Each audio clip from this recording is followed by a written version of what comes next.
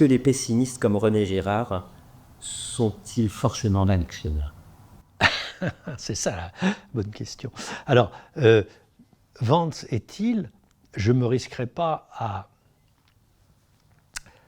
à développer longuement leur pensée parce que c'est tellement déconcertant et contradictoire que ça, il faut vraiment être un spécialiste de la religion et de la politique aux États-Unis pour décrypter un peu, parce que c'est quand même, vous avez Vance qui est un chrétien conservateur, comme on peut l'imaginer, quoi, moralisant, etc., qui critique l'État-providence parce qu'on ne demande pas, on n'est pas assez exigeant vis-à-vis des pauvres sur le plan moral. Bon, c'est le retour aux dames patronesses, si on peut dire.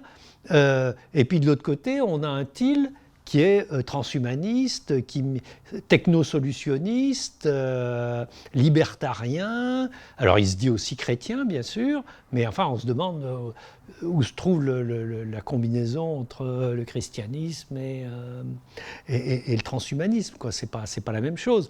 Et puis, autre paradoxe, on a des chrétiens américains qui sont donc contre, évidemment, des catholiques américains qui sont évidemment contre le mariage homosexuel, contre, enfin, pour les mœurs rigides, etc.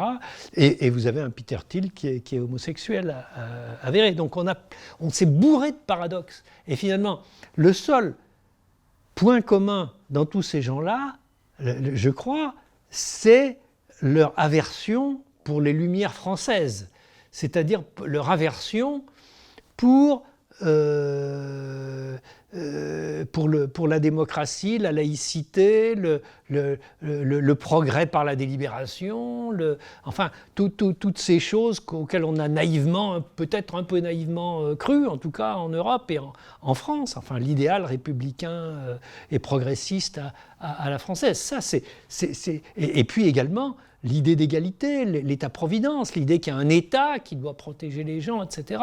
Tout ça, pour des raisons qui sont à la fois probablement intéressées dans le cas de Peter Thiel, et en tout cas qui est sans doute beaucoup plus idéologique dans le cas de Vance, tout ça c'est vraiment leur ennemi.